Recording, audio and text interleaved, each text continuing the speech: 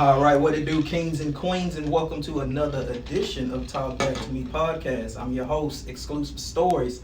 And before we get started in today's topic, I want to introduce the new ones to the team. Go ahead and introduce yourself. I'm going to start off with you. Ashley Roberts, Ash from the H. Y'all know, here to represent Houston and many more things.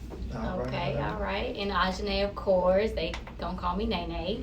But yeah, I finally picked my little handle, Queen Sage. So that's what we're going to go by. But yeah, representing the H as well. I'm glad to be here. All right, and most definitely got to introduce my brother from another mother. What you got for us coming up today? Same shit, new toilet paper. If you can find it. Y'all know, man, we're going to do what we always do. Have a little fun, talk a little noise, pick on the newies. No, I'm just messing with it, man. We're going to have some fun today, man. Do what we do. Let's talk back to me. Let's make it happen. And I do not want to continue before I introduce guest co-host Lauren Hill. She is the therapist, y'all, so she's about to be dropping some gems right That knowledge. Mm-hmm. How y'all doing? I'm Lauren Hall. I'm representing New Orleans all the way. So I'm excited to be a part of this and have a discussion. All right, let's get right into it. And topic of the day is going to be real heartfelt, so make sure y'all pay attention. Mind over matter. This is going to be a segment on mental health. Make sure y'all pay attention. I'm going to start off with Ticket as I always do. What's your topic on this one? What's your take? Mental health. Oh, man. Be aware. To me, I work in the field 24/7 every day. So it's just a lot of people that's not aware. You know what I mean? A lot of people are afraid to be, they know something is wrong there, but they're afraid to get checked out. They're afraid to go look into it. But there's nothing wrong with knowing. There's nothing wrong with knowing. It doesn't mean something is wrong with you. It just means that you're aware. And now you're keeping yourself at bay, because a lot of times, to me, people that know but don't want to know, they have a lot of acting out spells, or a lot of spells that they can't even explain. Mm-hmm. Working at the Pelsion from times before, you'll see somebody act out, and the next day it'll be a totally different person. Not even the next day, next 5-10 minutes they'll be a totally different person. So it's just, to me, just being aware. Knowing what's going on, and it doesn't make you crazy, as people like to say, just because you're aware and you know what's going on with you. But it's better to know. Mm-hmm. Get to know and figure it out for yourself. Research it. Look deep into detail into it and figure out ways of channeling whatever it is that's going on with you. That's deep right there. That's real. Nene, what about you?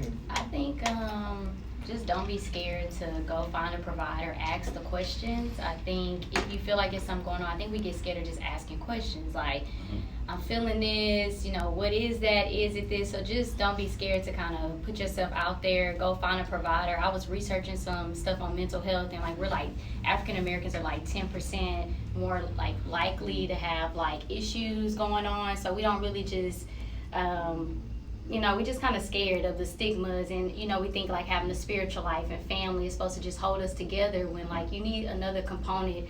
They say that it's best to lean on that for recovering from that, lean on your spiritual side, lean on your family, but go figure out what's really going on with you and make that a part of your treatment as well. So that's what I suggest for sure.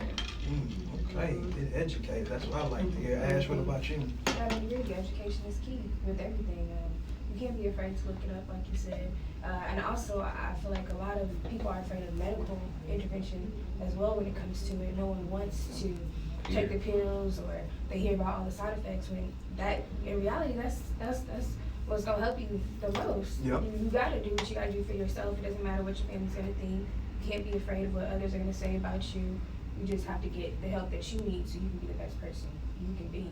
You said that right, though. There's a lot of people that do be afraid of what others will say. Yeah. That's right. Let me ask you a question, since we have a therapist in the building. Go ahead and jog your head for a little bit. So why is that? Why is it that some people are afraid to ask and get that help that they need? Well, I will say specifically in the African American community, it's that mentality of being strong, right? We are a community that is rooted in perseverance and resilience, and so the mindset of being strong has taught me not to be vulnerable, right? Not to appear weak, right? And so if that is my mindset, that will kind of carry me and hinder me when it comes to identifying mental health issues, because there is shame, right? There is shame. There is the stigma of just praying about it, right? That we can pray things away.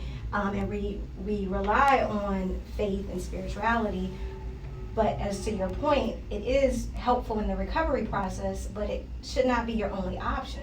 Right. Right. So just to go back to your question, it's just our mentality about it, right? And it's a lot of shame, and it's a lot of miscommunication or a lack of understanding of what mental health is, right? What the symptoms are, because we may think depression is just, oh, I'm having a blues, or I'm just down, right? Yeah. I can smile but still be depressed. Right. Yep. So I would say that's the biggest thing. I mean, we don't want to be judged anymore, right? Why would I add on another stigmatized identity, right? I'm already black, I'm already a woman, I'm already maybe gay, straight, or homeless, or a single mom. Why would I want to add that I have anxiety or bipolar? Yeah. Right? So it's a lot of stigma, and it's really come down to that mindset. That is deep What right about you, there. Paul? What you think, bro? Man, y'all know I always go at a different angle every week, so I'm gonna go at a different angle with mine. I remember growing up, not my parents, but people around me. They always used to say, "Ain't nothing wrong with you, boy. You know, just go put some ice on it." We talked about that on one of our episodes before. That boy crazy. Don't pay him no Don't mind. pay him no mind. He just crazy. Little Bobo just crazy. That's what he do. In reality, maybe he actually needed that attention, or maybe she actually needed that medical attention to actually move forward with their life. I was talking about it last week, as well as how we wear masks. So I'm gonna ask everybody, why do you feel that masks are being worn when it comes to trying to get that medical attention and that physical help that's needed? We'll start off with you. I mean, like I said earlier, man, and what Lauren was saying, and what everybody else touched on, people don't like to be ashamed. You know what I mean? People don't like for anybody to look at them a certain type of way. Because, I mean, I was actually riding here thinking about that. I was like, people build up characters and personas, but if you're a real one, you don't have to, because you're already a character and a persona within yourself. You know what I mean? If you really are. But a lot of it is lack of knowledge and awareness, too, because with the job that I work now, like I say, being a counselor for mental health, I don't want to say it in the wrong way, but a lot of the parents should have been diagnosed. You know what I mean? If we dig even deeper, a lot of the grandparents should have been diagnosed.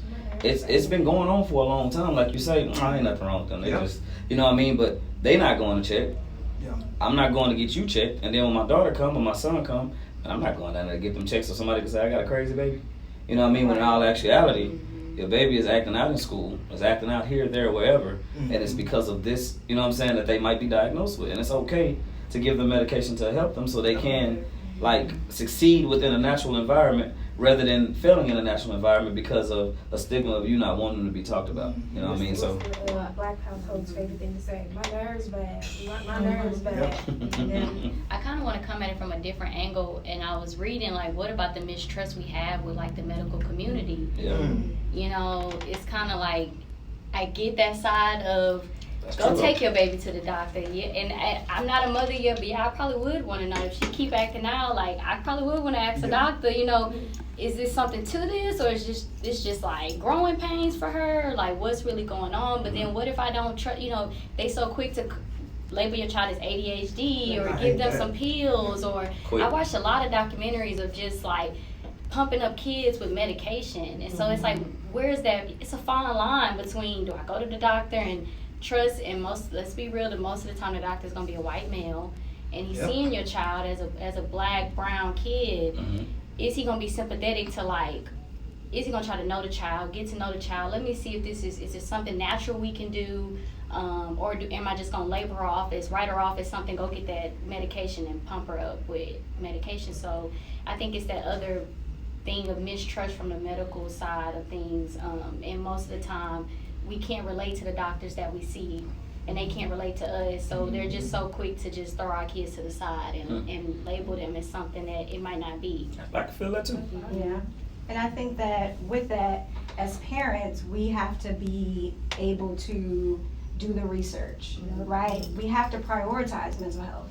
We prioritize everything else, right? But in order to, if my child is suffering from something, asking those questions, having the dialogue, asking the doctor, do you know how to treat African American children? Right. Do you know about certain medications? If so, what are the medications that have less side effects?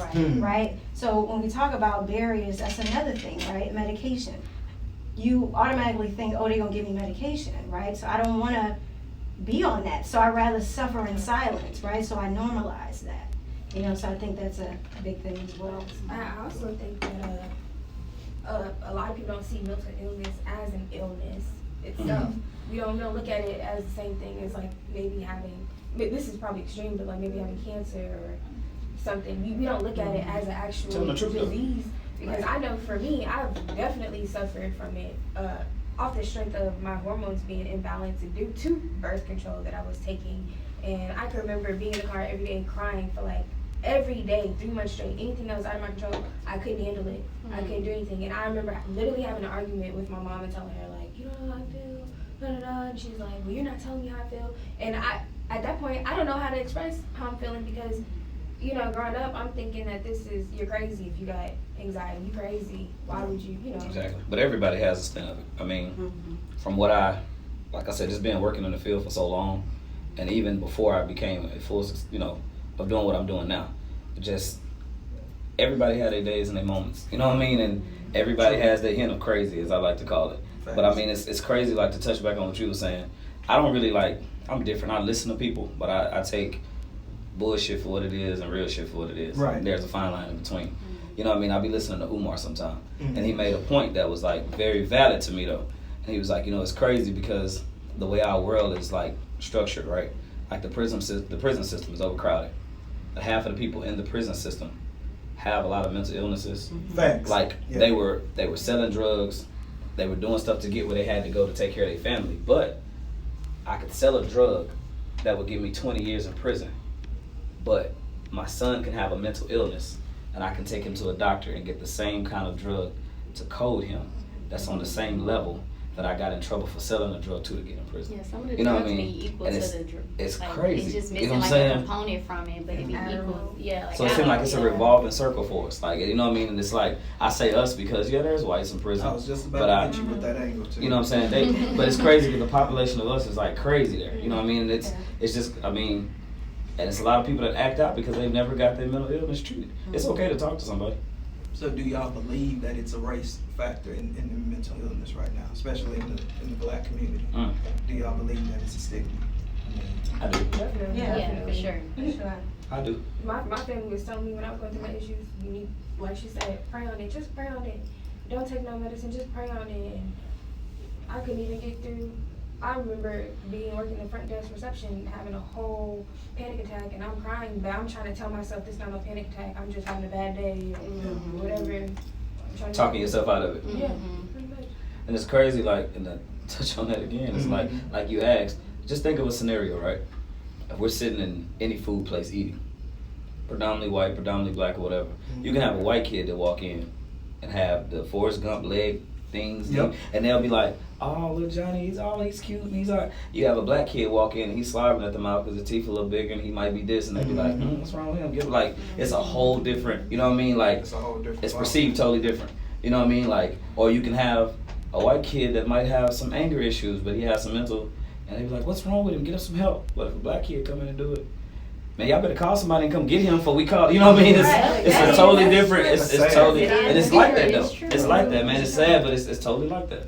Yeah, I mean, I would say I definitely believe that race is a big form of trauma, right? We experience racism every day, and so that can be a form of trauma. So in my experience with clients, especially African Americans, that's more prevalent, right? Just being black in America, that's traumatic, right? On top of being stopped by police, being judged, being followed in the store, right? So I mean, a lot of that affects someone, right? And I always think of mental health, but I think of mental wellness because it's about the whole person, right? It's about emotional, it's about mental, it's about psychological, taking care of yourself, right? And so to your point of, if I'm raised in an environment where I'm not able to be vulnerable, right? It's considered weak, right? And as African Americans, we have been survivors. And so that is constantly driven in the way parents raise us, and especially young African women. You better go to college, you better be the best, and so it's and no if you time. fell short of that, Right. it's like, did I really you know, you feel away. You feel like you didn't live up. You're not pushing the mark for your parents. You feel like we carrying a lot of stuff on our own backs. Right. Because we all, like you said, everybody, we just trying to be better, and it's this mentality, which can be hindering sometimes. Because we just can't handle it. You just can't handle it. Straight up. I didn't hear about anxiety until college, until I was taking a medicine course, and the girl was talking about she had anxiety, and I was like, oh, I'm glad I ain't got that. And then I found out that you didn't get, like the age range for most diagnoses with anxiety, I think it's from like 20 to maybe like 20 to 25. Yeah. So I didn't realize that. I was like, girl, I'm so glad I ain't got that. Whole I ain't got time. that white person disease. I ain't got that white person disease. Right. I'm good. No. But you suppress it. And a lot of people suppress their, I mean, because I say some people know. You know what I mean? Once you get to a certain age, you kind of know, like, man, there's something ain't right with me. You know what I mean? And you know it, but you suppress it. But the more and more you suppress it, then you either blow up on somebody that you shouldn't, you hurt somebody that you shouldn't, or you end up doing something like detrimental that you can't bring back. You know what I mean? That's why it's good to know and be aware early, man. I mean, when you feel something that's something not right, man, check it out. Even if you, like you say, you don't want to do the doctor, read up on it. You know what I'm saying? Research it. Like, just don't take anything. You know what I mean? Just don't sit back and be like, ain't nothing wrong. I'm going to just keep crying in the morning.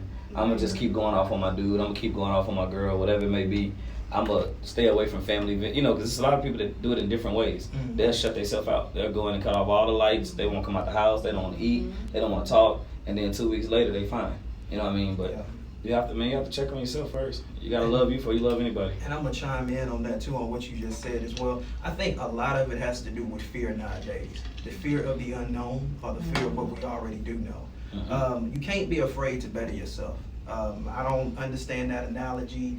A lot of old people used to say it back in the day, talking about you don't want to go into a closet because you might not like what you find. No, I want to find out. I want to find out so I can get the help. But the question is, what do you do once you find out? You get the help that you need. And I'm asking that not just for you. I'm saying that for everybody, because a lot of people do want to know. That's not just even with mental health. That's anything. They want to know, and they research and they find. But now, what do you do once you find out? You know what I mean? What steps do you take once you find out? That's the biggest thing. Yeah, some people find out and still be like, ain't nothing wrong with me. I don't believe that shit. You know what I mean? Be lying to themselves. Self-medication too. That's Speak yeah. on it. Yeah. I know a couple of y'all might hate me, but y'all sit up there smoking that weed every day. And I'm asking you why you smoking weed every day, and you telling me because you. I like it. I like it. It ain't nothing else to do. When you're not smoking weed, it's because you in tune with your real self, and you just can't help it. It goes for everything. Everybody overindulges in different things. I can remember I was having a rough time at work. What I do, come home, get drunk every night. That don't make no sense. Because you still got to go back to that same job. And I would challenge yourself to maybe wing off of it. Like, if you go like cut it off for about a month, you'll tell the difference of like, am I really smoking the weed or drinking because it's something I don't want to deal with? So I think sometimes when you wing off of it, it'll show you like, oh, I do naturally gravitate toward, like, right now I feel stressed, I want to go get a drink. But if you cut yourself off of it, it makes you deal with maybe what you was running to the drink for, but you didn't notice it because now, you know what I'm saying, you don't have nothing to compare it to, versus when you wing off, you have something to compare. You like, dang, I feel like you feel better. I know if I stop drinking or anything like that, I actually feel better. It's harder at first, but it's kind of like it makes you deal with the everyday problems and not just a scapegoat. It's just like a scapegoat to your problems. It's easy to access, to pick up. So I would tell your friends that smoke weed every day, just stop for a little bit and see the difference that they feel. And see, are they fighting something, or are they, I doubt. I mean, you can like weed, but you should be able to do it not every day. I would say that to that point, I think it comes to acceptance, right? I always tell my clients, you can't heal what you don't acknowledge. So if I never accept that I have a problem, right? Because I just smoke a couple of times a day when you smoke daily. Yeah. Right? And so self-medicating is so easy because it's socially acceptable. Yeah. Right? Like, everybody's smoking, it's legalized in most states.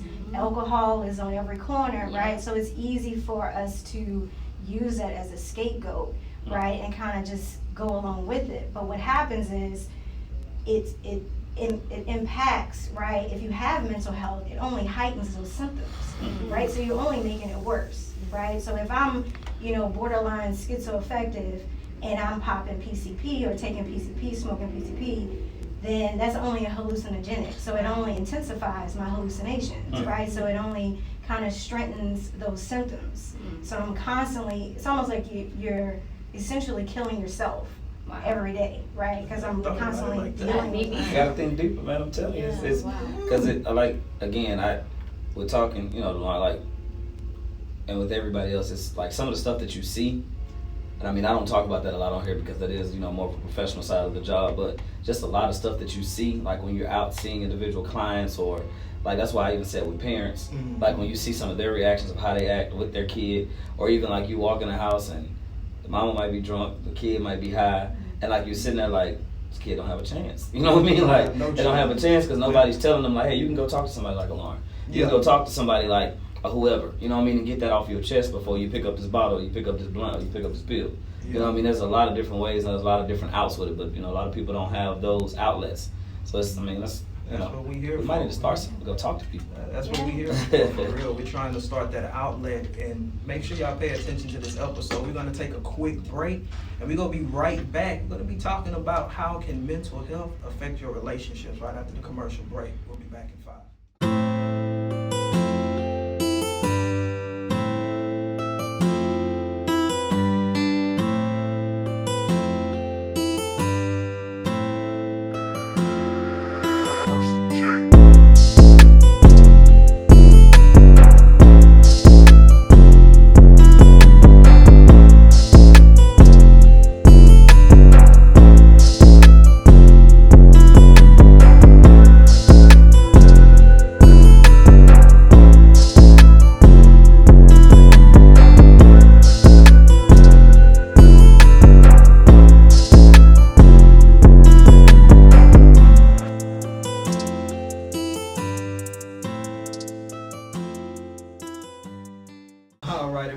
TalkBack2Me podcast powered by the Core 94. Topic of the day again, like I've been saying, is mind over matter. This is a mental health segment. Now I got a question. We're coming out strong with this one. How can mental health affect your relationship? I'm gonna start off with Ticket on this. I be having to catch it first because you know Paul be serious. You know what I'm saying, with the fingers in it. No, I'm just joking, man. But now back to my serious face because we're gonna talk back to me. Shit, it can majorly affect the relationship. Like I always say, man, people have to find how to love themselves first before they can love somebody else, right? So if you're dealing with somebody that don't really know what's going on with them, or they know what's going on with them but won't get that corrected, or even get that assisted, or find some type of help, then they giving you all the hell in the world, and you start questioning yourself.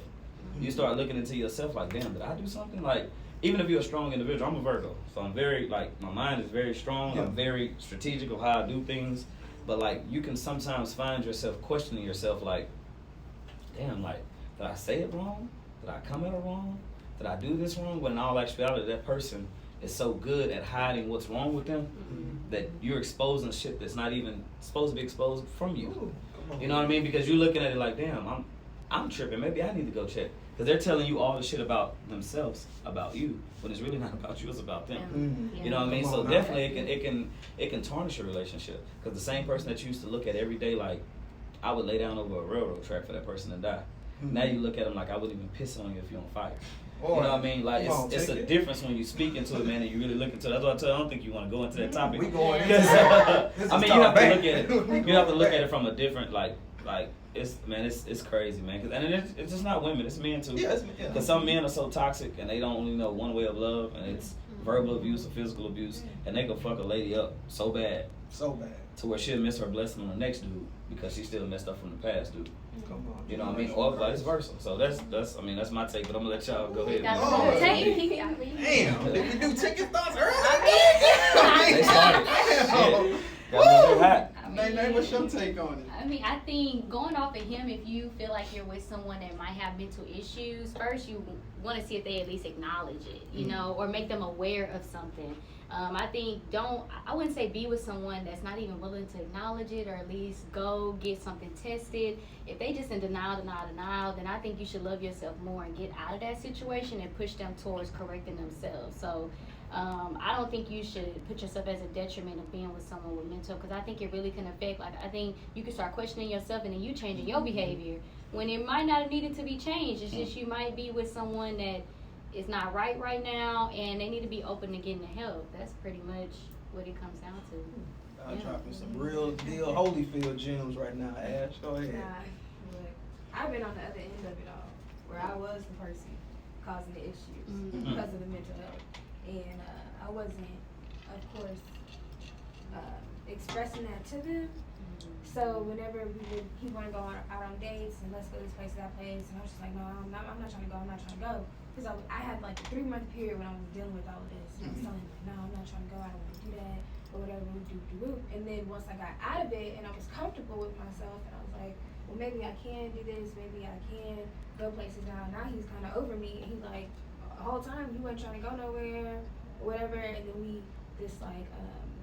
had a bunch of discrepancies between our relationship over the fact that in the beginning I was like, I don't want to go nowhere, and then towards the end I'm like, yeah, I want to go somewhere. And then he got used to us being in the house, and now it's like I've created miscommunication. I created this pattern of what we do, how we hanging out, and screwed myself. In the end, the whole time I was just going through stuff, and we eventually talked about it, and he didn't really realize that I was having issues and all that, but That's deep right there. Yeah. Damn, that's deep right there. Lauren, what about you? I would say that there needs to be dialogue about it, right? So before I even should consider getting in a relationship, I need to focus on self-love, right? Because if I don't love self or take care of self, how can I be of access to anyone else? And so if there is a disconnect, then it does create dysfunction in a relationship, right? And it can impact your relationship because some people don't know how to help you, and then you may not know how to help yourself. Yeah. So it could be a challenge, and so you eventually start to isolate. You pull yourself back from someone who maybe is a positive factor in your life, but you can't see it because your mental health issues are kind of controlling you instead of you're controlling it. So yeah. Yeah, that made me think in therapy. That's something my therapist has told me. Like, I have a hard time communicating, and she's like, well, how can someone help you if they don't know how to help you? Right. You have to tell somebody what's going on with you and how. So she always relates it to a mother and a child. Like, if your child starts acting out, the mom is going to say, baby, tell me what's wrong. I'm hungry. You got to tell me what's wrong with you so then I can know how to help you. So I definitely agree with that. And it seems so simple, but when you in your mind and you really think about it, you do have to have a conversation with your partner and say, this is what's going on with me, and this is how I think I need you to help me when you see me doing this. And I think that helps a lot for both people to recognize what's going on. And I think it's that fear, right? Fear of judgment, fear of not being understood by your partner. You know, it's funny how we can be comfortable, you know, having sex with our partner, going on trips and everything else, but we can't talk about mental health, or have you been tested for sexually transmitted diseases? So I mean, Just say, ooh. We just have to change that. We have to change our narrative. And I think, you know, in this topic of mental health, creating the narrative, right? Having the dialogue, which is why I love this platform in today's episode, because we need to talk about it and communicate and know that, you know, everybody may not be receptive to it, but to start talking about it, because I guarantee you people will start talking about it as well. Right. I do have a question though, because I'm a firm. This may sound real wrong and real bad, but I'm gonna say it. I don't feel like just because you going through some issues, you going through your depression, that I have to be the one that's there. Like, if we already have issues within our relationship, I don't feel like I have to be the one that sticks there because you going through what you're going through. And that's just because it starts with you. Right. You gotta correct yourself first. Yeah. So I don't feel like I have to be the one that's sitting there trying to make you happy, pull you out of this. Yes, I'll be your support system. I got you, but you shouldn't have to rely on me. So if you going through it and we break up, don't sit up here and tell people she broke up with me because I was depressed. But you know why people stay though, right? Because a lot of people like to feel that, like, well, somebody needs me. Yeah. You know what I mean? Like, that's security. Like that. Like, a lot of people like to feel that, like, well, I'm helping, when in all actuality you're afraid to lead too, because you're so used to whatever it is, and you've gotten so used to whatever it is, and you feeling like it's this or it's that, or that person, ain't nothing wrong with them, they just had a bad day. Oh, well, maybe, like I said, maybe I did something wrong to piss them off. Or maybe they boss did something. Or maybe they drunk something that had too much sugar and they acting out. You give so many excuses, when in all actuality, like Lauren stated earlier, it's crazy because we can have sex, we can do the nastiest shit in the world. We can go on trips. We can spend money together. I can give you money. You can give me money.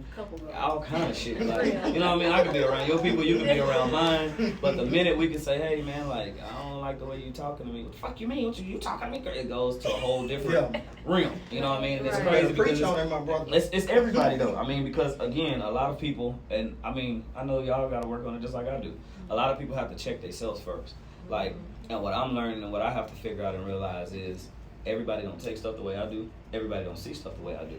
Everybody wasn't raised the way I was. So like when you look at stuff in like a different realm of like I just started to realize in life, like everybody's different. Like I told you how we was as a rap group. I used to get so in these streets every day hustling, knowing all these people, getting to know people, and I had to realize that just wasn't who he was. You know what I mean? Like, and he had.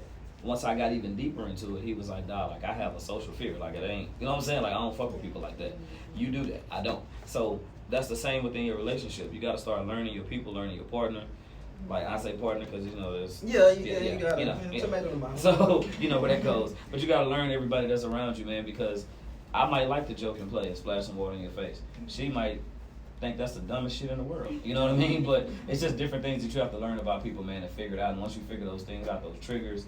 But like you say, don't be afraid either to tell that person, like, I'm here for you.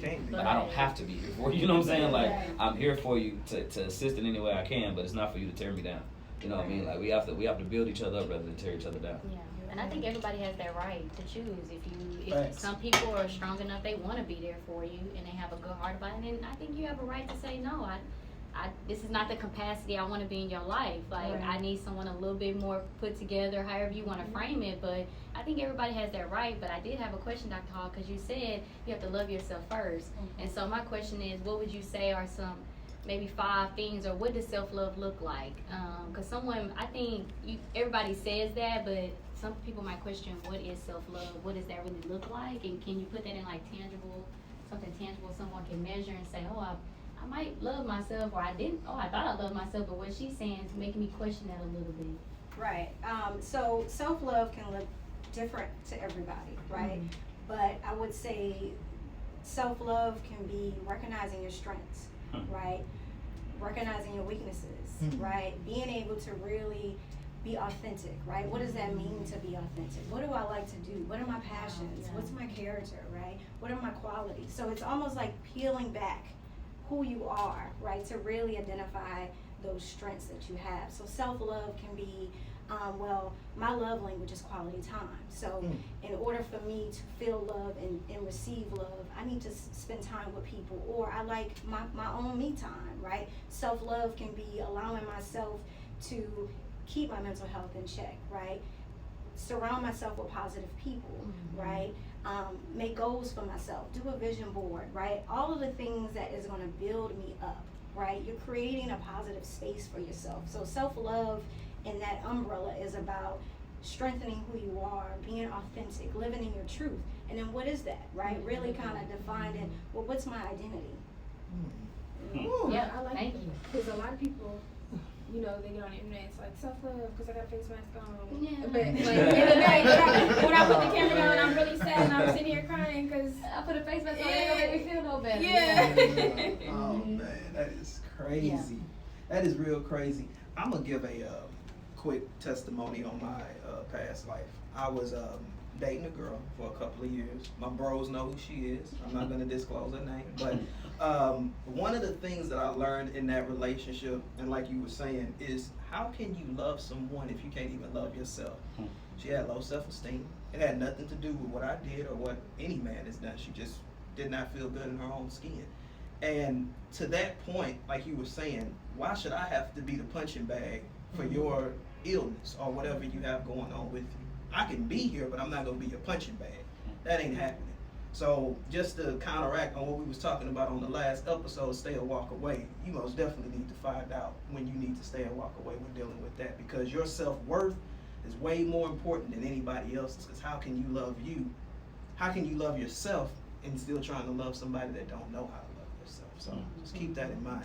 I'm gonna take it over to Ticket. So with your background of, like you were saying, with counseling and stuff of that nature, what advice would you give to a black man on seeking therapy, seeking help? Don't be afraid to. I mean, it's just simple. Like, just don't be afraid to. And like I stated earlier, be aware, man. You want to be aware because it's hard enough for us out here as it is. Yeah. Just in everyday America, everyday life. But you have to be aware. You have to seek some type of guidance because we don't know everything. You know what I mean? We don't we tend to act like we do because we're very strong. And I mean, I can't lie about that. We were taught to be strong. You know what I mean? Like, hey, you fall, you better not cry, get up. You know what I'm saying? Wipe it off. But when it comes down to it, we have to seek guidance, man. Like, in almost everything that you do, whether that's life, whether that's finances, whether it's health, mental health, anything that you do. Because I guarantee when you jump into it, you don't know nothing about it. You know what I mean? So just seek guidance and don't be afraid. Don't be afraid to take in what you hear. You know what I mean? Not because you have to listen first, but you have to hear it. You have to take it in, like I said last week as well. Don't be afraid to take in what you hear. If you take it in, when you take in what you hear, and again, I'm still working on that. If you take in what you hear, actually apply it and use it. All right. And I'm going to ask y'all the same question, but directly to our queens. As far as what I was asking Ticket, how can you get someone to realize that as a queen, getting that therapy is important? I think even if you think you don't have mental issues, I just think in general you should go seek therapy because you can always be a better person than who you are. Nobody is perfect, so we should all be, I believe personally that you should always be striving to be a better version of yourself every day. So if you are in this self-love path, which I think every woman should be, and you are seeing your strengths and you seeing the weaknesses, hone in on those weaknesses and say, I'm pretty sure you need help with making those strengths. You want to flip them over to, you might not, just pick one or two things that you like, you know what, I think that, because most of the time our weaknesses won't just help us, they'll help our relationships around us, they'll help our life around us, they'll make your life wholeheartedly just better. So I think that just, even if you're not on the mental path, and just go talk to someone. You never know what can come out of that. They might can point out stuff that you didn't even see because they are an outside perspective looking in, which can be great sometimes because you can have a lot of yes men around you, or you can have really nobody around you and you just in your head, and this person can really just look at you from a whole scope and say, I don't even know you, but these are the things that I'm picking up on. And you can say, wow, nobody's ever told me that. Let's dig a little deeper into that. So you might discover something that you didn't even know. So I don't even think it matters what age you are, creed, race, doesn't matter. I think you should just go at least attempt to find a therapist and have someone to connect to outside of your normal circle. Dr. Nene? I feel like normalization of it. You gotta normalize being able to get that help. And being comfortable with telling your friends, like, hey, like she said, you gotta tell people, because they might not see it, like, hey, I noticed you never alone, but you always dealing with, like, these guys that are empty inside or something, like, let's dig deeper, like, what's going on with that, what's going on with this. You have to be comfortable with telling other people, like, hey, I think you should go seek help for this, or I think you should go seek, I do it, people get mad, I didn't have friends get mad. So it is easy. I'm trying to help you out. If I notice that you down and out and you're, like I said before, like you're into everything is either smoking or drinking, like I'm gonna let you know, like, hey, you might want to slow it down some. You might want to, go seek the help. Me and my friend was actually recently talking, and she was saying how she felt like she might have bipolar disorder because she was speaking to a nurse. And she was telling her story about how she didn't find out until she was 25, but she was going on these different episodes where she would have these highs, where she was turning up all the time, and then she'd isolate herself. And she started picking up on that with the behavior that she had.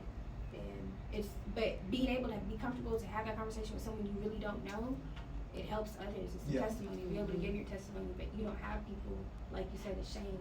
So we have to pull each other out of that, like, and uplift everybody. That's right there.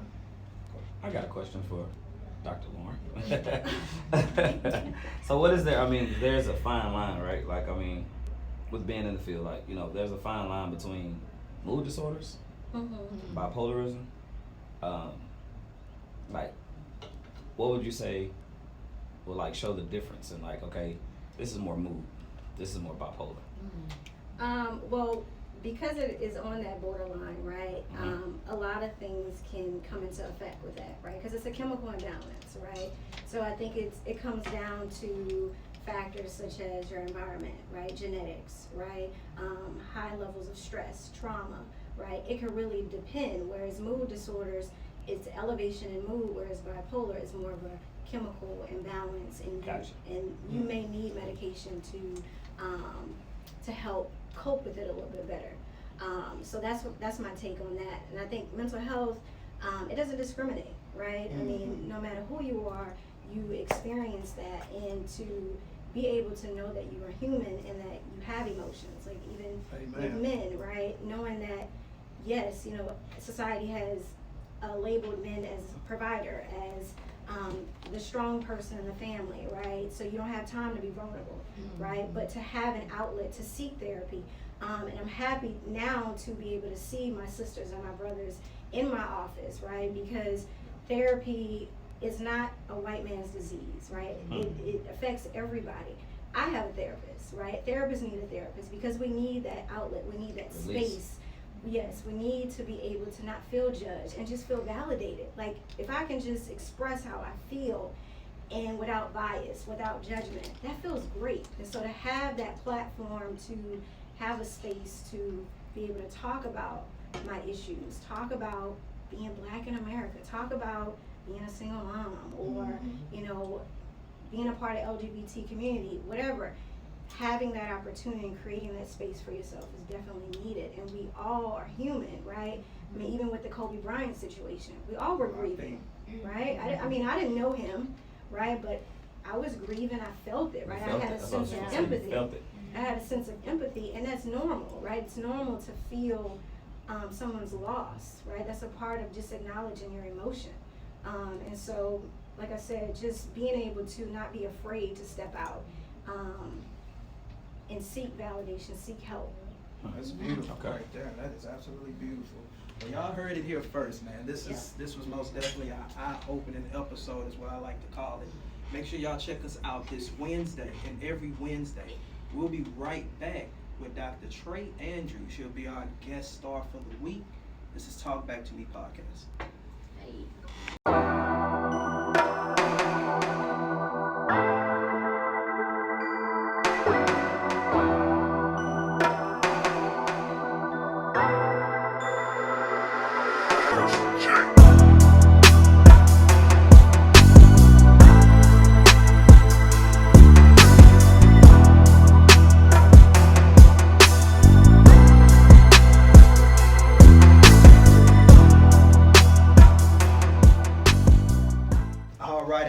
Talk Back to Me podcast, powered by the Core 94. We got UpNext Guest Star in the building, Dr. Trey Andrews. Go ahead and introduce yourself.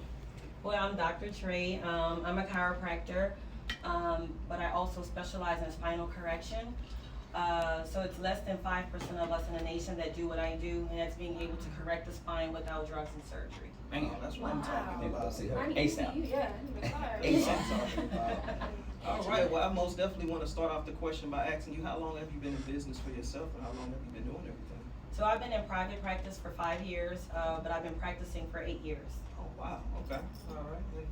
Nene, what questions do you have? Yeah, for I do, Dr. because Trey? I was seeing your Instagram, and you look like you have a fun life, even though you fix the spines and all that. But I was reading your story. Your son graduated high school. You had him at 19. You got your license by 30. And you started your business by 33. Correct? Yes, that's correct. So what made you? I know, having a child and managing that and getting your degree, and then what made you go into chiropractic? Like you said, it's less than 5% you got. And you're right. Like, when I think of chiropractor, I do not think of a Black woman, but you did it. So, what made you just kind of zone in to get that done?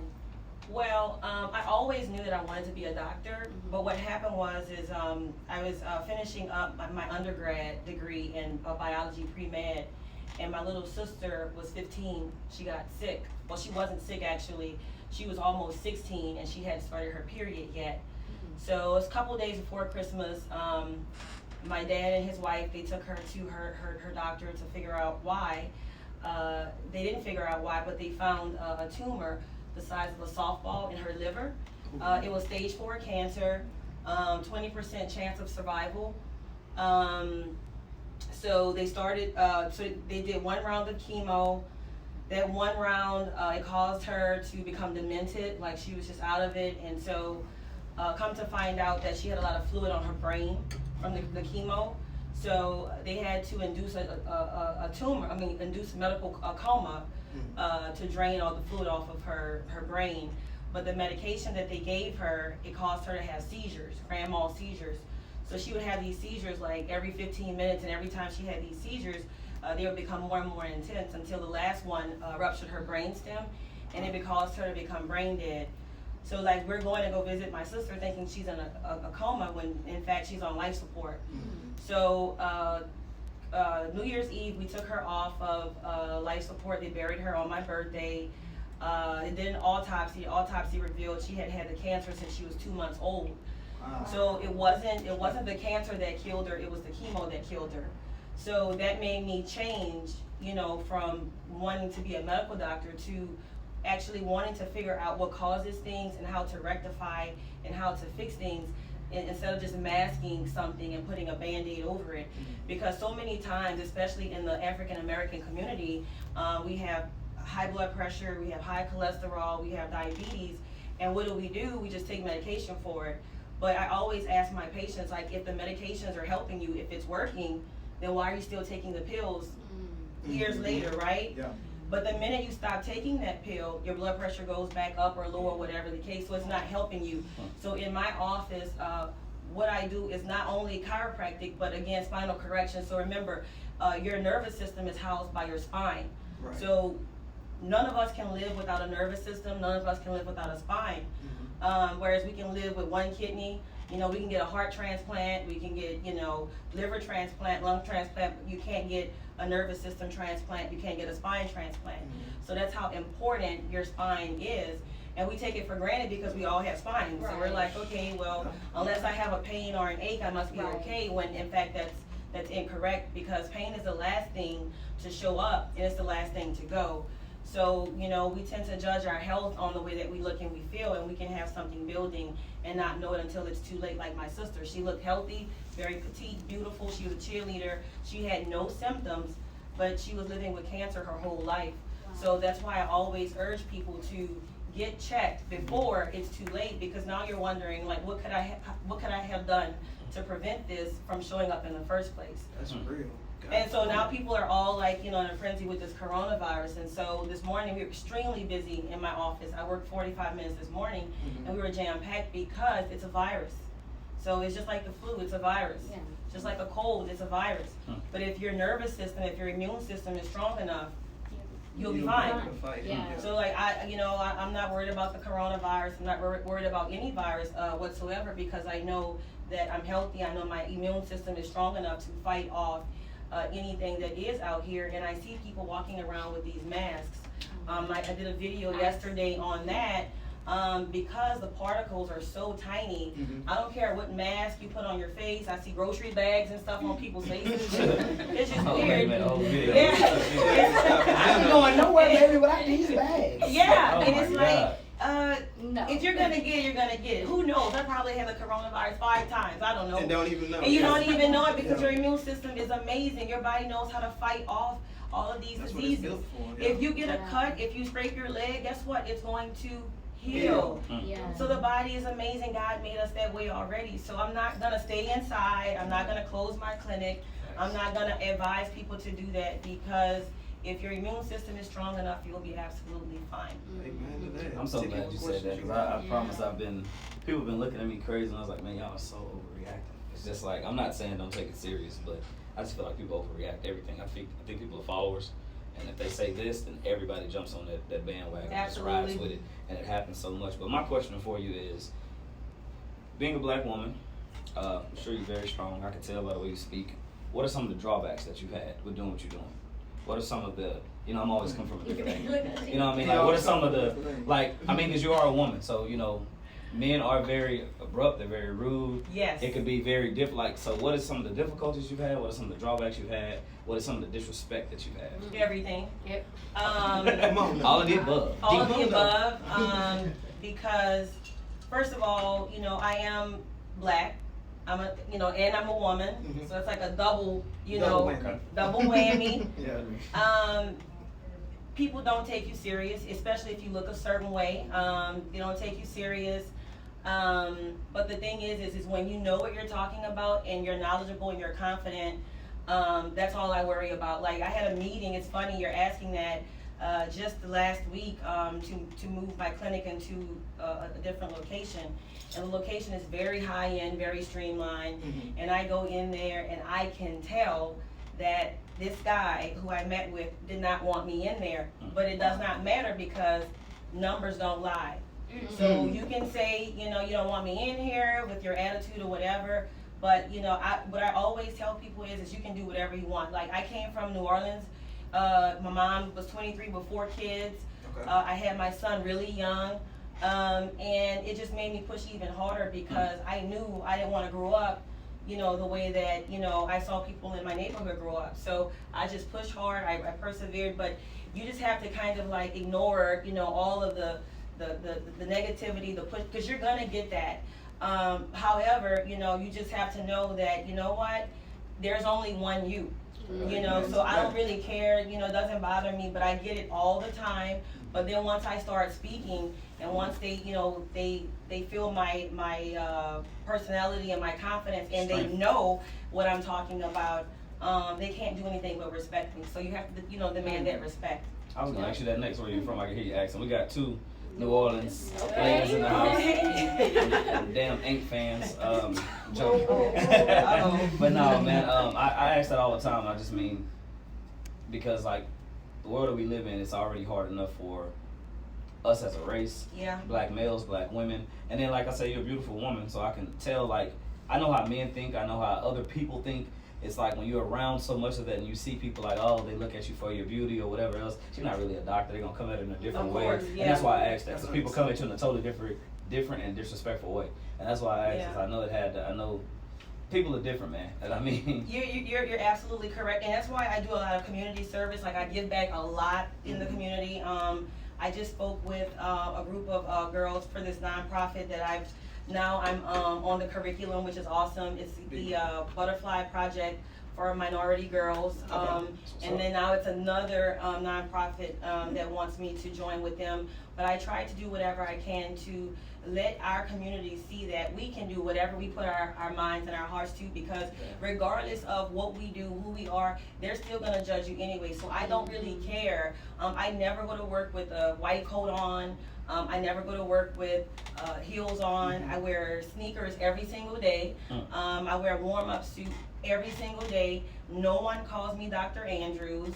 They call me Dr. Trey just because I'm no different than anybody else. And I want it that way on purpose because, whatever you set yourself, your heart to, your mind, and your spirit to, you can do it. Like when I was in my class, it was, I think, 30 of us in my class when I was in a professional school. And it was only 2 of us that were black that graduated in that class. And out of that class, I think it was only 7 that graduated on time. So it's a 4-year program, and I did it in 3 years. That's major. With the son. So again, that's major. She say doing big. But you listen. We live every day, guys, but you die one time. So I make sure I maximize that time every single day. Yeah, so I also love research. Yes. I'm trying to possibly get into neurology research, so I do have a question. I saw that you're part of a few organizations as well. Do you ever think that you're going to take a step back from that being in field and going more so into research and more so into speaking more about it? Do you ever think you're going to take that step back? So I know you love it. You've expressed it when you talk about it. You can see it. It's a passion. Yes, that's a good question because that's something I do juggle with because I love what I do so much. I love the results that I get, to hear a lady who was, deemed, sterile to be able to conceive, and now she's ovulating, and now she's pregnant with her 2nd child. But everything goes back to the nervous system. So when people hear chiropractic, they think, oh, it's a neck or a back issue or a car accident issue. Now that's your general regular chiropractor. But again, I specialize in spinal correction, so it's a very few of what I do as far as spinal correction. So I rarely see people in my office with neck and back issues. They're usually there because, you know, they have cancer. They're there because, you know, they're having vision problems, or you know, heart disease or diabetes. So it's surprising how people would think that, oh no, I don't have any neck or back issues, so, you know, I don't have to come to you. But to answer your question, sometimes I think about it and then sometimes not, because my job is very physical. However, I only really work 17 hours a week, and I see about 350 patients a week. So I don't work a whole lot, to be honest. I mean, I do a lot of speaking and different things outside, but I've just partnered, which is a really big deal, with regenerative medicine. That's being able to restore nerves, muscles, ligaments, tendons, but it's done in a very specific way. It's been around forever, but the way that we do it is very, very different, on a whole different level. I have my first actual seminar workshop this Wednesday night at my office at 6, and we're already filling up quite quickly. So it's hard because I'm still young. I'm not even 40 yet. So I don't know. I really don't know. I love to talk, as you can see. But This is talk back to me. So You gotta talk. Man. You gotta we here talk. for, man. Hey. So I don't know. Sometimes I think I want to retire, you know, by the time I'm 42, 43. But then I love people, you know, I love, I love the results that I get. And I don't heal anybody, guys. I don't. God heals you. You know, the power that made the body is what heals the body. It's not me. What I do is just remove whatever the interference is in your healing system to allow your body to heal on its own. Yeah. But my patients will say, "Oh, you healed me. You cured me." I really didn't. I just removed it, but they'll argue me down. I was Okay, assistance great. on the way. Right. You know what I mean? Yeah. That's beautiful to hear you say that and speak on that, saying that you are not healing people, you're just giving them a platform to be able to heal. And that's what we like to hear. So make sure y'all come right back. We're going to take a quick break, and we'll be right back with more of Dr. Trey on Talk Back to Me podcast.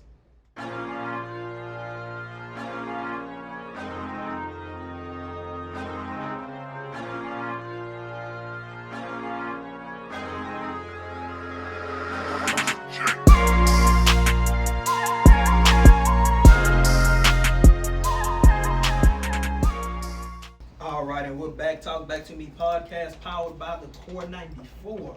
Today's episode, most definitely has some tears dropping to some, so make sure y'all check it out. But first, before we go, we got final takes. I'm gonna start off with Nene. What's your final take today? Well, my final take, I did a little research, of course, and I saw if you're looking for a provider for mental health, some questions that you can possibly ask them. These questions will help the provider get to know you, get to see what type of patient you're going to have and how they can tailor your treatment towards you. So one of the questions is, have you treated other African Americans? Another question is, have you received training in cultural competence or in African American mental health? Another question is, how do you see our cultural backgrounds influencing our communication and my treatment? And the last question is, how do you plan to integrate my beliefs and practices in my treatment? So those are some questions that you can ask a provider, just to get a range for how, what kind of doctor they are. Are they going to be tailored to you? Are they really going to care about you and tailor your treatment?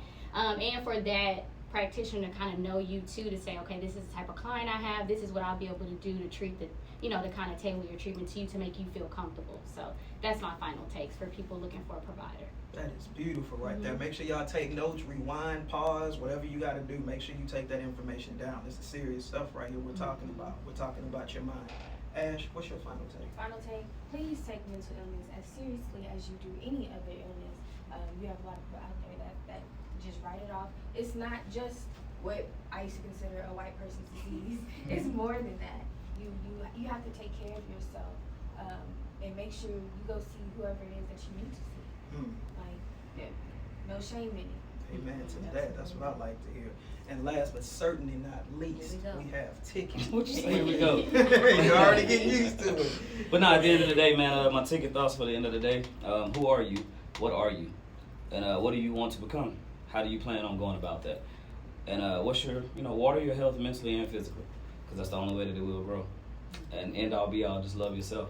Because if you don't love you, how in the hell can you love somebody else? Come on Amen. now, bro. That's what I'm talking about. You know he always dropping gems every Wednesday. Make sure y'all check him out. #Ticket Thoughts only on Talk Back to Me podcast. Now, before we go, I have my final take as usual.